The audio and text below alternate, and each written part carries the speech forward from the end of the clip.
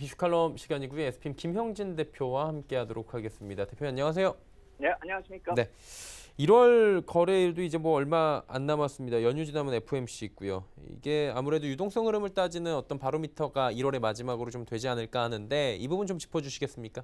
네, 그렇습니다. 말씀하신 대로 우리 시장 거래일수로 따지면 오늘 빼면 이제 5일 남았죠. 그래서 올해 1월이 이제 다 가고 있는 것이고, 특히나 구정 연휴 지나면 이틀 뒤에 FOMC 회의, 그리고 FOMC 회의 지나면 또 줄줄이 이벤트들이 대기하고 있습니다. 그래서 29, 30일 일정의 FOMC 회의인데, 그렇다면 금주 후반부터 다음 주 초에 보통 이 영향권에 진입하고 그랬었는데 우리 시장 휴장이죠. 그래서 미국 쪽에서는 그런 관련된 이슈가 또 영향을 줄 텐데 우리는 연휴 끝나서 한꺼번에 또 반영이 되는 그런 모습이 나타나겠죠. 채권 시장하고 유동성 흐름에 대한 관심권에 진입한다 이렇게 봐야 될 텐데 시장이 금리 쪽은 별로 관심이 없죠. 페드워치 툴 봐도 25bp 인상 확률이 오히려 13.8% 지금 오늘 오전 기준으로요. 그렇게 있었고 6월 회의 가도 25bp 인하가 17%, 인상이 10%, 뭐 이렇게 비슷비슷한 그런 확률이기 때문에 이번 회의뿐만 아니라 상반기는 금리에 대한 관심과 거리가 있다 이렇게 봐야 될 것입니다. 특히 이번 회의는 2분기 채권 발행 일정 관련한 그런 일정이 또 겹친다는 그런 점에서 더더욱이나 유동성 흐름하고 관련돼서 회의를 좀 지켜볼 필요가 있어 보입니다. 미국 재무부 홈페이지에 분기별 그 자금 조달 계획 관련된 그 항목을 가보면은 영어 약자로 TDAC 이렇게 조직이 하나 있는데 우리말로 하면 이제 뭐 자금 조달 자문위원회 뭐 이 정도로 해석이 가능하겠죠. 근데 보통 여기서 이제 분기 정책 관련돼서 보통 관련된 자료가 나타나고 입찰 일정도 나오고 하는데 이번에 2월 3일에 그 2분기 쪽 경제정책 자료가 나오고 미국 채권 입찰 일정은 2월 5일에 공개될 예정입니다. 그래서 제가 예전부터 1월 FOMC 지나면서 2월 3일에서 5일까지 이 일정이 상당히 중요할 것이다. 이 말씀을 드리는 것이고요. 그래서 FOMC 회의 이후에 거래일수 하루 뒤에 재무부가 이러한 일정으로 자금 계획을 확정 발표한다라는 점을 감안한다면 그 거래일수 하루 전에 FOMC 회의에서도 어느 정도 결론이 나 있을 것이다 이렇게 봐야 되겠죠. 그래서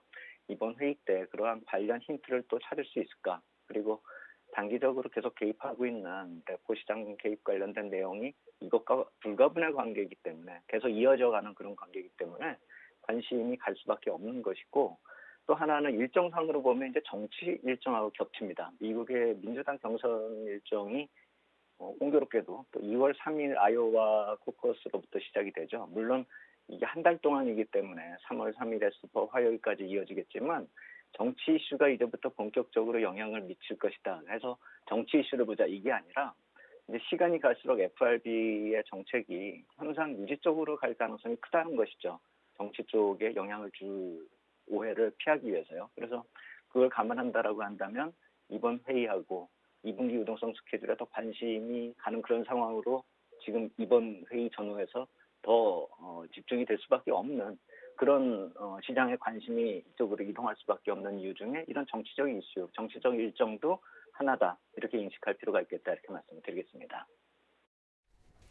그렇다면 이제 조금 더 여쭤보고 싶은 부분이 FOMC 회의잖아요. 그리고다 유동성 흐름 관련된 힌트를 우리가 찾아야 되는데 한마디로 금리를 뭐 올리던 내리던 이 부분보다는 지금 시장에 나타나 있는 유동성을 어떻게 가져갈지 여기서 나오는 뭐 위원들의 이야기를 주목하자 이런 건가요? 네, 그렇습니다. 그래서 만약에 거기서 긍정적으로 향후 유동성 관련돼서 그런 코멘트나 의사결정이나 뭐 이런 정책 발표가 된다라고 한다면 올해 우리가 연초에 이렇게 좀 상승을 즐기고 있지 않습니까?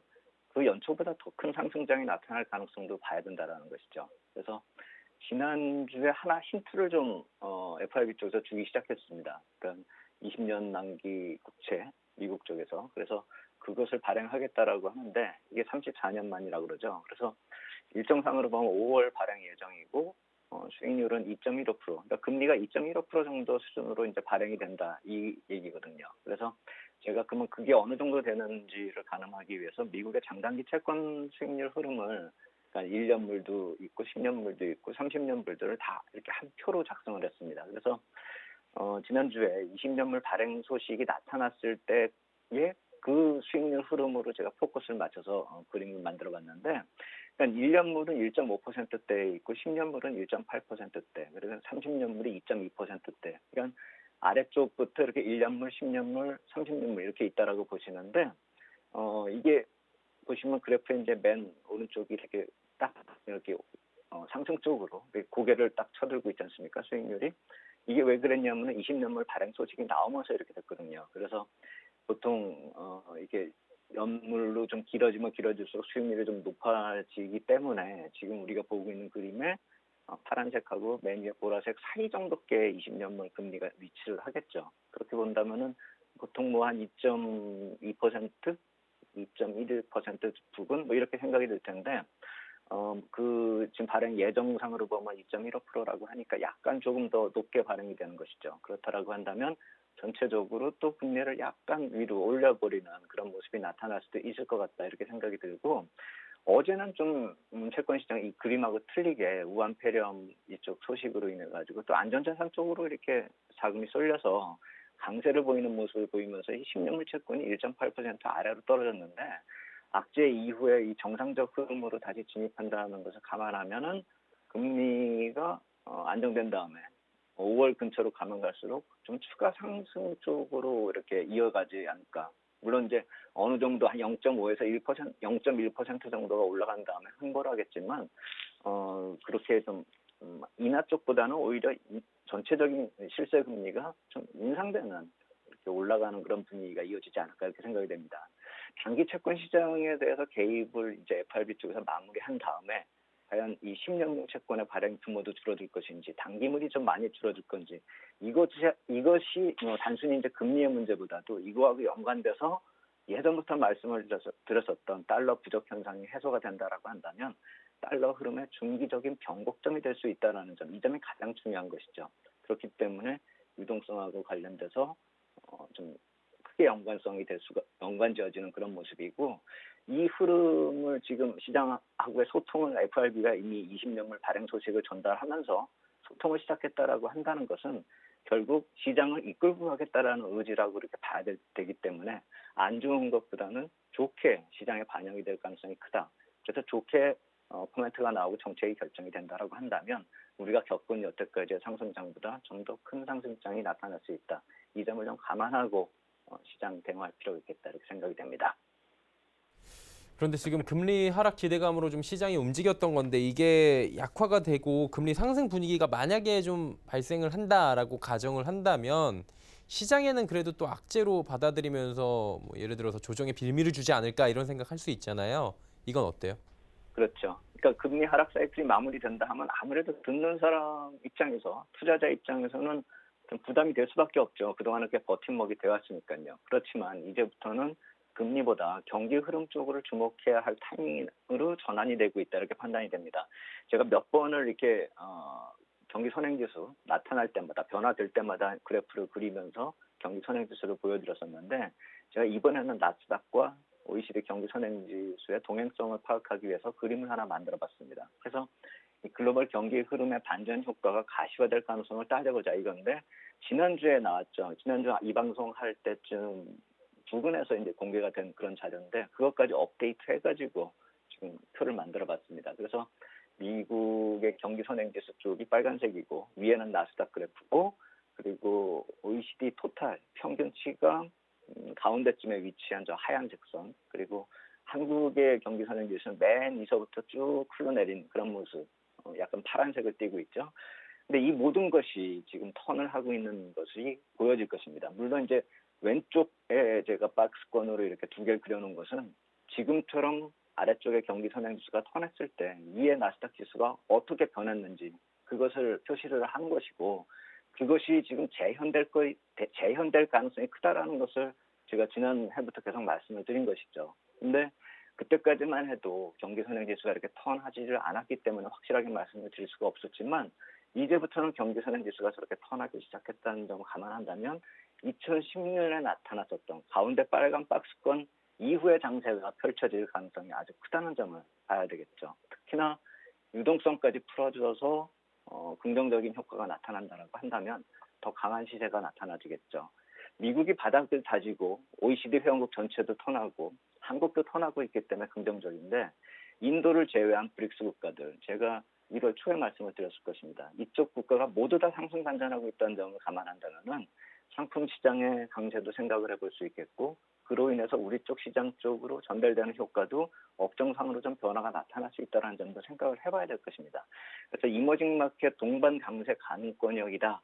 진입을 할 것 같다 이렇게 볼 수가 있는 것이고 본격적 경기 회복이 이렇게 나타나면서 2016년 말에 이 경기 반전한 다음에 2017년, 18년 동안에 금리 인상을 7번을 했죠. 그렇기 때문에 그때마다 좀 불안 요인이 됐고 2016년 말에도 이런 금리 인상이나 금리가 올라가고 있는 거에 대한 부담감이 있었지만 실질적으로 2017년부터 2018년에 큰 상승이 나타났다는 점을 감안한다면 이번에 실세 금리가 저렇게 올라가는 모습으로 나타난다 하더라도 시장에 뭐 부정적인 영향을 미친다라기보다도 오히려 그런 것 때문에 시장이 조정을 받고 악재로 받아들여진다면 하나의 기회로 좀 볼 필요가 있겠다 이렇게 생각이 되고 아까 본 표에서 나타나듯이 우리가 2016년부터 2015년까지 코스피는 박스피에 머물렀지만 미국 시장은 계속 상승을 했단 말입니다. 그러면서 2017년으로 들어서면서 그 박스피 상방 탈출하면서 디커플링이 해소됐는데 이번에도 우리가 작년까지 계속 디커플링이 이어졌죠. 그래서 이번에 만약에 긍정적인 효과가 나타난다라고 한다면 미국과의 디커플링이 좀 어느 정도 해소가 되는 그런 모습이 아닐까. 결국 금리에 대해서 불안감을 느낄 것이 아니라 경기 흐름이 시장의 상승 방향을 결정하고 있고 앞으로도 그렇게 결정할 것이다 이렇게 보기 때문에 지금 그때 나타나셨던 2016년이 단순히 지금 금리와 경기 흐름뿐만이 아니라 시장 주변 환경에서 나타나고 있는 악재들, 그러니까 지정학적 리스크나 유가 관련돼 가지고 나타나는 악재, 그다음에 브렉시트나 뭐 중국 관련해서 그때는 지금같이 바이러스 문제 같은 것이 아니라 중국의 외환 보유고 같은 문제가 또 얘기가 됐었죠. 그렇다면은 지금 시장 주변을 둘러싸고 있는 악재들이 그때와 지금 현재 아주 유사하다는 점을 감안한다면은 그 당시에도 뭐 악재가 없었기 때문에 상승했다라는 게 아니라 그러한 악재들이 변동성만 주고 시장의 방향 경기가 결정했다라는 점을 감안해서 이번에도 상승 방향 쪽으로 좀 생각을 하고 악재가 나타날 때 그것을 좀 기회로 이용할 필요가 있겠다 이렇게 말씀을 드리겠습니다. 자, 그렇다면 향후에 장의 상황이 그래도 좀 개선이 더 될 수 있다라고 보시는 것 같은데 IT 업종이 같이 올라줘야 되잖아요. 그러면은 동반 상승 좀 가능하다고 보십니까? 네, 그래서 1월 FOMC 회의는 우리가 매번 소문난 잔치에 먹을 거 없다 이렇게 얘기들을 해왔었는데 이번 FOMC 회의는 전후해서 소문나지 않은 잔치고 지금 별로 신경들을 안 쓰기 때문에 뜻밖의 먹을 것이 많을 그럴 장세가 될 수가 있다. 이걸 좀 볼 필요가 있어 보이고 2분기, 3분기 미국 단기 국채 이 발행 일정 이걸 좀 중심으로 보자. 그럼 더 큰 장이 나타날 수 있는지 좀 확인을 하자 이렇게 말씀을 드리겠고 말씀하신 대로 IT 주도주 이쪽은 변화 가능성이 거의 없다라고 생각을 해야 되겠습니다. 그래서 탄력이 오히려 강화되는 그 요인으로 생각을 해볼 필요가 있어 보이고 미국의 업종별 흐름에서 부진했었던 상품 관련 에너지 업종이 올해 좀 이익이 좀 개선될 것으로 예상이 되고 있습니다. 그래서 단순히 업종별 동행으로 확대 해석을 해서 우리도 그럴 것이다 이렇게 해석을 하는 것이 아니라 우리 쪽도 그렇다면은 수익률 갭을 줄이는 그런 정도의 빠른 순환매가 돌면서 에너지나 이쪽 화학 업종도 이제부터는 좀 잠에서 깨어날 때가 되지 않았을까 이런 생각이 들고 그렇기 때문에 제가 IT 쪽도 주도주가 좀 부담스러우면 ETF로 가자 이렇게 말씀을 드렸듯이 이쪽 화학이나 에너지 쪽도 지금 순환매가 빠르게 나타날 것이기 때문에 이쪽도 좀 관련된 업종 ETF 쪽에 대한 관심을 좀 추가할 필요가 있겠다 이렇게 말씀을 드리겠고 그렇기 때문에 어제 같은 하락장은 좀 기회로 좀 이용할 필요가 있어 보이고 금리 상승을 할 것이다라는 그런 불확실성이 좀 우려감으로 나타난다 하더라도 구정 이전에 그것을 전제로 해가지고 현금화할 필요는 없고 오히려 악재성 재료가 시장에 반영될 때 좀 기회로 활용할 필요가 있겠다 이렇게 말씀을 드리겠습니다.